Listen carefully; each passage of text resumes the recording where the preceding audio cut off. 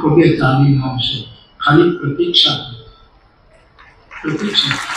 આ શબરી ગુરુ વચન ઉપર ભરોસો રાખે,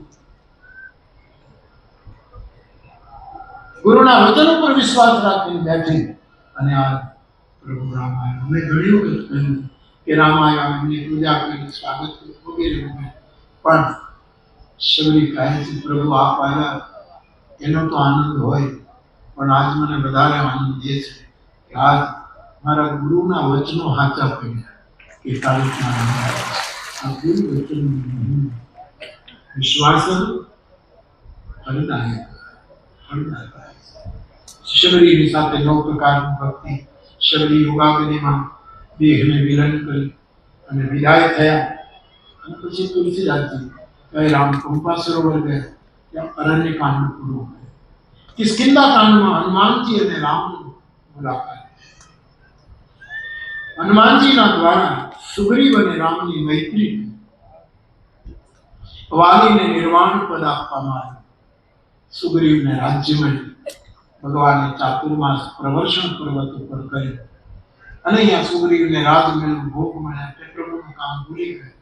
ભગવાને થોડું ભય બતાવ્યો અને સુગ્રીવ શરણે આવ્યો. સીતા શોધનું અભિયાન.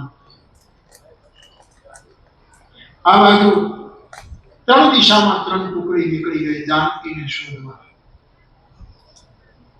અને અંગદ જે ટુકડીનો નાયક, જામવંત માર્ગદર્શક અને હનુમાનજી એ ટુકડીના છેલ્લા સદસ્ય.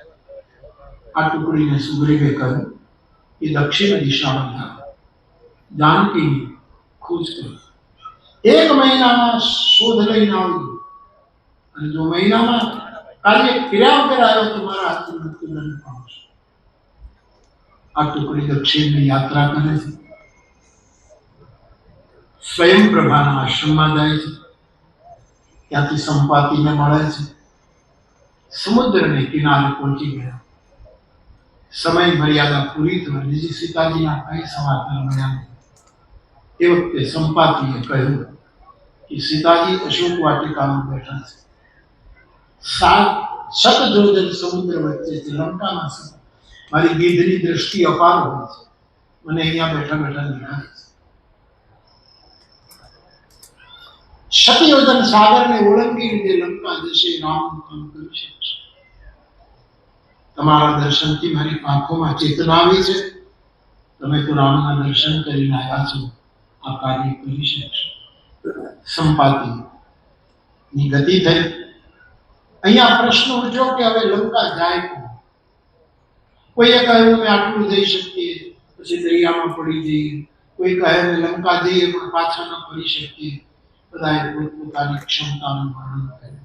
એક હનુમાનજી મહારાજ ચૂપચાપ બેઠા છે અને જામવંતે કહ્યું કે રામના કાર્ય માટે તમારો અવતાર, અને તમે ચૂપ કેમ છો? જે યાદ દેવડાયું કે તમારો અવતાર રામ કાર્ય. હનુમાનજી પડતા જામવંતને કહ્યું લંકા જાઓ, મને બતાવો મારે શું કરવાનું. જામવંતે માર્ગદર્શન કર્યું અને કીધું કે તમે માને મળી પાછા આવજો, પછી રામજી સેના લઈને જશે અને પછી રાવણની સાથે સંઘર્ષ થશે. ભગવાનની કીર્તિમાં આપણી કીર્તિ પણ બનશે. પછી ત્યાં કિષ્કિંધા કાંડ પૂરું કર્યું અને સુંદર કાંડનો આરંભ થયો.